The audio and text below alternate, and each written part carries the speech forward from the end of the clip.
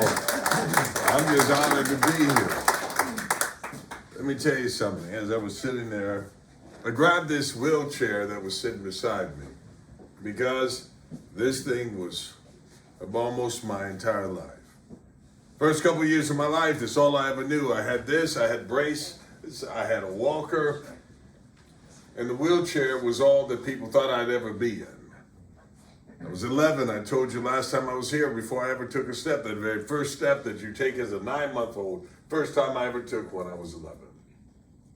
I had a traumatic childhood and moments in the way that I never interacted with other kids. I never got to go out and play with them. I had a mom that could not accept that somehow she had a crippled child. And the term crippled is what she would use to describe me. It was a challenge. But the chair that I was in wasn't to confine me. It was an opportunity chair. You see, people like Emily came into my life and began to speak, and as professionals like that begin to pour into you, they see what you can be. They put a prosthetic with you that carves out and creates something so that you and I can get up and do things that people thought would never happen again. There are small things, small milestones that we forget to celebrate or forget how long it's been. You've been an amputee and been coming here 48 years. But in the 48 years, the first time you started walking in one, there were people like, wow. And there were times where each one of us, you had 5 years. You didn't think you'd ever get back up to driving again. You were asking questions. Will I ever do this? Will I ever do that? And then ultimately you realize there are no limitations on me except for the ones that I put. Because change is inevitable for everyone. But when it comes to prosthetics, it's about innovation. You see, when you don't have a leg, somebody invents something so that we would have one. But in this place, they don't just create a leg. It's not just building something. They take into consideration about your life, what you want to do, who you thought yourself to be, and what you used to do, and can you get back to it? They asked the question, they said, Jeff, they said, will I be able to run? Jeff says, were you running before? Like, no. Then he said, no. You don't get to do what you never done. But we can get you back. It may be different. And different can end up being better. Because if you just got up and you went for a walk, there is the only time that I've ever recognized people will celebrate us for small things is like by losing a limb and then getting up and doing something, right? Because if you just got up and walked, no one for an able-bodied person gets up and they see them walking, way to go, you're a good walker. You know, that doesn't happen. But they see us walk and take one step in the parallel bars and people are like, there you go. And you're like, what's the difference? Because you overcame something to do something. You took the opportunity to, either you can sit in the chair, you can get lazy, you can give up, you can become casual with what you have, or you can use your life to be an example and to celebrate other. I can make it so that Emily didn't waste her time. I can make it so that the staff here can be proud of what they've done, that when I walk in, I am a symbol of the work and craftsmanship that these guys have poured into me. And when people see me walk, they know the distance I came from when I first took a step, looking down and afraid and unshaky, to the point where you're looking and it doesn't even bother you anymore, right? I mean, just you're able to go backwards and they're like, look at you. And there are so many milestones that I've had, but I wouldn't have had them without a team. I want to share something about a team that I had. So I grew up in Indiana, and one of the things that is big as Indiana is basketball, that and corn. And so basketball was the thing that I wanted to play because I wanted to prove that I could do everything that every other person had done. I'd sit on my grandmother's porch beside her, and I was like, Grandma, I want to play basketball. I wanted to such and such. And she would fill me up with hope and say, baby, you'll be able to do it. A nurse began to tell me that I could be able to do those things. My mom walked in after my amputation. She wasn't there when I woke up from the surgery, which I didn't know I was going to have. I watched a kid die, and I watched another kid be abandoned and his parental rights, his mother relinquished because she didn't want to deal with a kid who was paralyzed. And so I was afraid, and my mom walks in, and she is a nurse talking to me and says, James, you're going to be able to do all these things. And my mom slaps me and says, you're a cripple. Stop believing that. You got to use your mind. You won't ever be able to do those things. I wish I could say I got so motivated to say, I'm going to prove you wrong. But I didn't. I was broken until my grandmother came and spoke life into me. You see, oftentimes we don't always have a grandmother. We don't have that advocate in our lives. But we got people like this support group that meets here, that pours into people and tells them to visit you at the hospital. Us as amputees have an obligation to give back. You were served as a Marine. You have a traumatic incident that changed your life. But now your duty's not over. You see, when you came on here, now you have a new way of serving.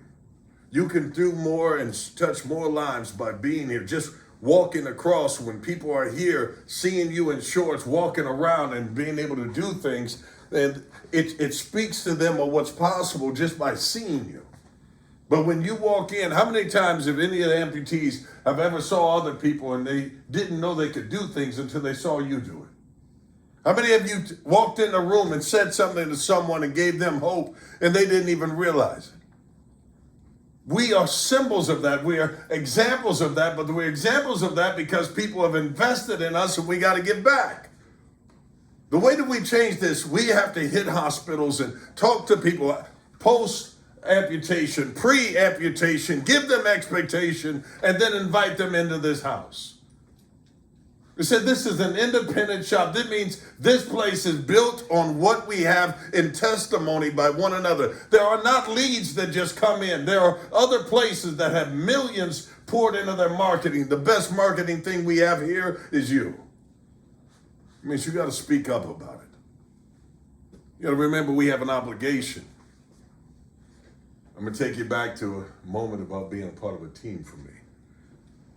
And so I decided I was going to play basketball. Mark, you'll love this one. So my favorite player was a guy named Derek Coleman. Derek Coleman played at the University of what? Syracuse. He was number 44. And so I chose number 44 because I wanted to be like Derek Coleman. It seemed like he could just do everything. And so I watched him. I used to record him and I would watch his post moves and his jump hook, his turnaround. And then I'd go outside and I'd practice them. And they were like, what are you doing? I may not have looked like him, but in my head I did, right? But what I was doing is if I saw it modeled, then I could become that model. And so I would practice and I would back people up and I would turn. And instead of always going to my sound leg, I would turn off of my prosthetic and get back to it so I can get a shot. People never expect me to come off of it, right? And I did that with a satch foot. And I was thinking about this thing and I was like, man, I want to play ball.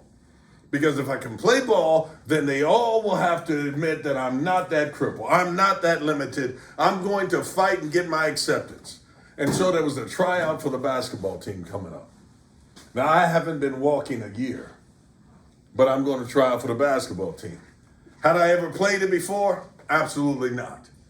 But I watched it. And in my head, I played it over and over again. And here's the thing I know about if you can believe it, if you can dream it, if you can imagine it, you can one day do it. If you don't see yourself doing something, then no one else will. If you don't believe you can do it, then there's nothing we can do to instill that in you. You have to believe.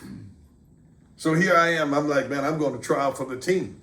And so you have tryouts and you sign up for trying out. So I go write my name down on it and I'm all excited to try out for the team. I show up, I see everybody, already knows everybody and except for me.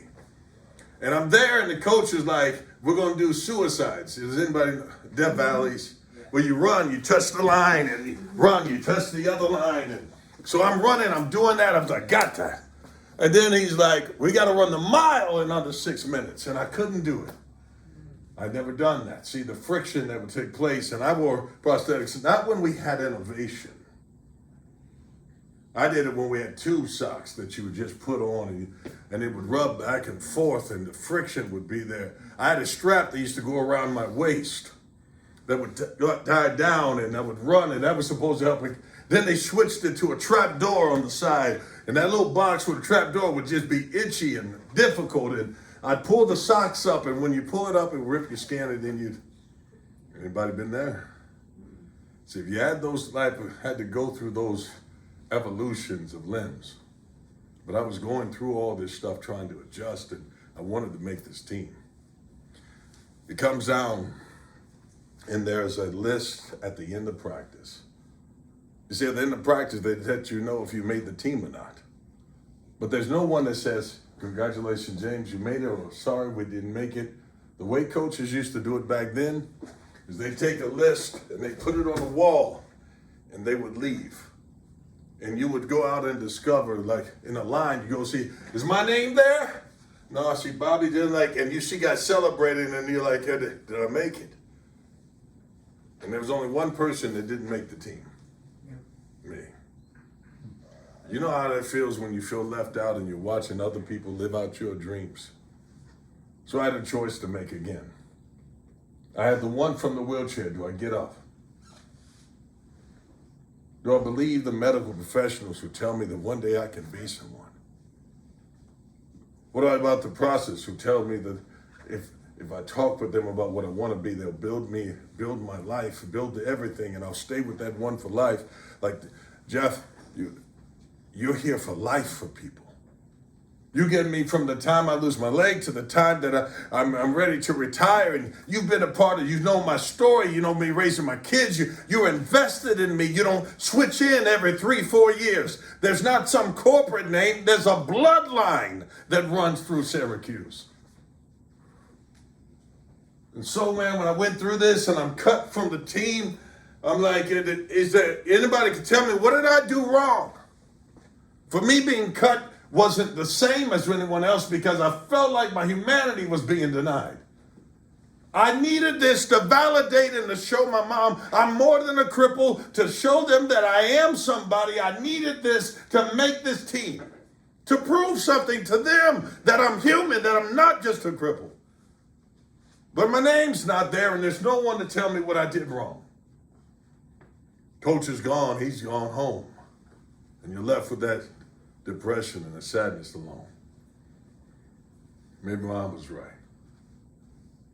Maybe I am just a cripple. Maybe Grandma was wrong to tell me that I'm Superman. Maybe she's just wrong, man. Maybe they hyped me up for nothing. Maybe the process was wrong. Maybe that nurse was just telling me something I couldn't believe in, but I couldn't accept that. I couldn't believe that all those that had an echo in my head and heart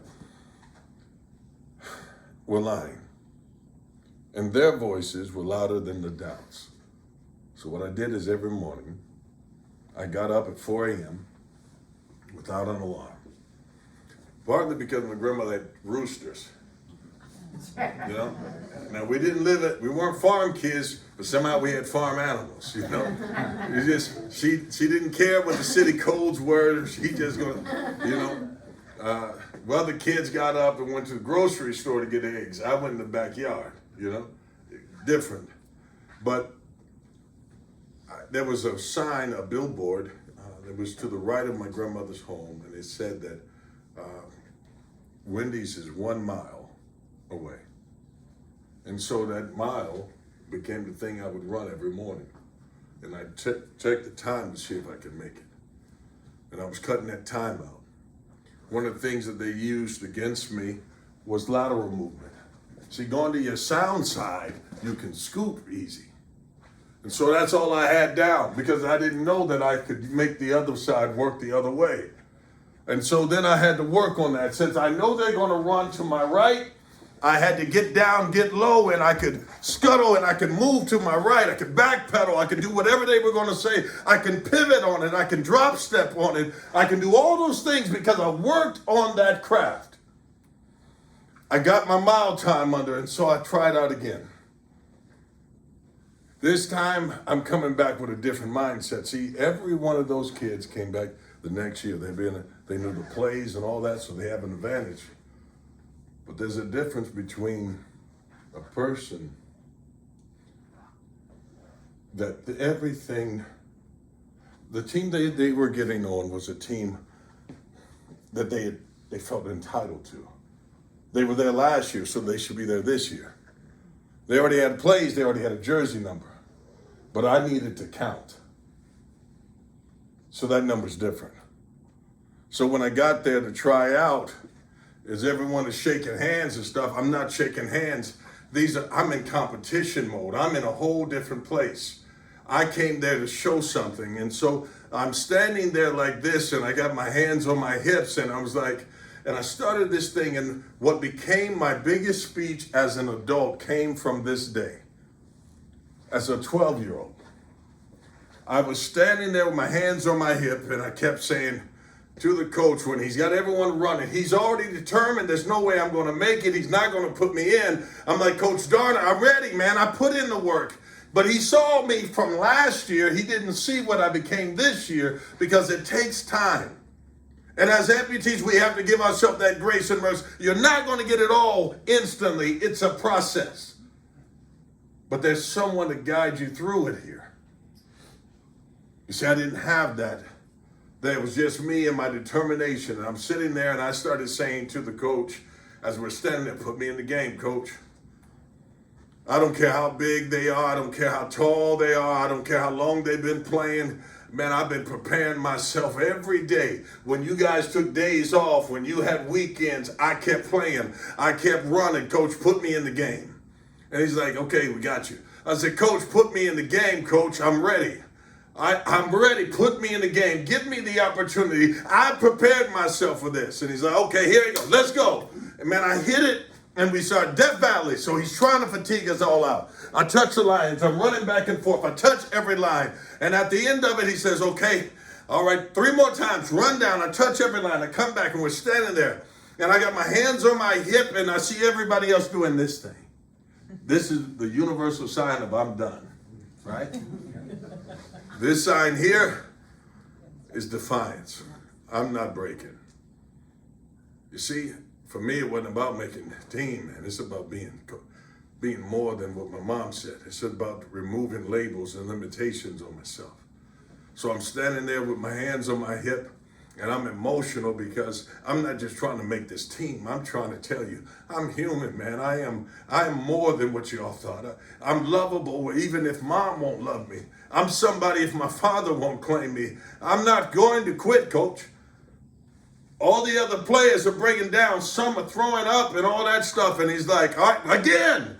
And he's waiting for me to quit and give up. And I'm touching the lines. I'm running. And I come back and I'm like, Coach, put me in the game. You're not cutting me. He goes again. And I went from being one of the slowest kids to being the last one, still being able to keep going because I had endured. You see, each and every one of us is building our endurance. We have a story, we have a testimony, we have an impact that we could make. We have endured stuff that has broken most people. We have been eyewitnesses as staff and seen people take a journey to become something that no one thought possible, even them. You have something, and that endurance changes everything. Coach says again. And so I'm like, now I'm in the head of this thing, and I'm feeling confident because finally, man, I made it. There's no way, no denying me. All of them are breaking, but I ran every day. I ran in the snow. I ran on slippery surfaces that were bad for me. I ran in the rain. I got up when I was in pain. I prepared myself for this. I am weather tested. I am battle prepared. I have something inside of me that they don't have. But there's one thing that set me back. See, in this last time running back, the side foot I had, when I hit the line, the toe hit. Now, is it below the knee? The pressure when the toe hits, where's the pressure coming? Kneecap, right? And my knee dislocates. And so I fall on the ground, and I'm so upset. I pound the ground, I slap everything, and I'm laying there. My leg is turned one way, and all I can do is keep slapping the ground. I'm angry because the freaking leg has let me down. And I'm yelling, I'm like, no, I'm not done. And he was like, you tried, kid. Coach John stands over me, you tried. You gave everything. But it's your leg, son. That was supposed to be my resignation. But you see, I had that incident happen to me one other time. And I remember when they took me to the hospital, all they did was straighten the leg. And as they told me it would be 6 weeks, but I wore a prosthetic. So I just wore the prosthetic and didn't use the crutches then. But I remembered that situation. So while I'm on the ground and they're calling the ambulance, I went ahead and I pushed my foot forward and the kneecap popped back in place. And they're like, no, no, no, no, stop. And I was like, Coach, you can't cut me. And he was like, kid, you tried it? I was like, no. And as an amputee, there's one thing we can do that we shouldn't do that we all have been doing. If you can get on that one good leg, you're mobile. And so I hopped and I finished and he was like, stop. And people were trying to stop me. And I was like, Coach, you're putting me in the game. You're not cutting me, man. I don't care what you do. I'm not stopping. And the more that I kept hopping, other people came and started running with me. You see, we became a team because we'd gone through something together now. My overcoming something drew them into me. Now he can't cut me because we are a unit, and that's what we are here. This is not just a company, it's a family, and you're an extension of it. You're not just a client, you're not just a patient. Miss Emily, you are a difference maker in our lives. We need what you do. Because you give dreams to people like me. You make it possible when no one else has believed in me. This place doesn't make prosthetics. It makes possibilities. It becomes the teammate when you fall down and you are broken and gets you up again. I'm going to ask that every amputee that is a part of this family, start speaking up. Speak up on your social media. Bring other folks into this place.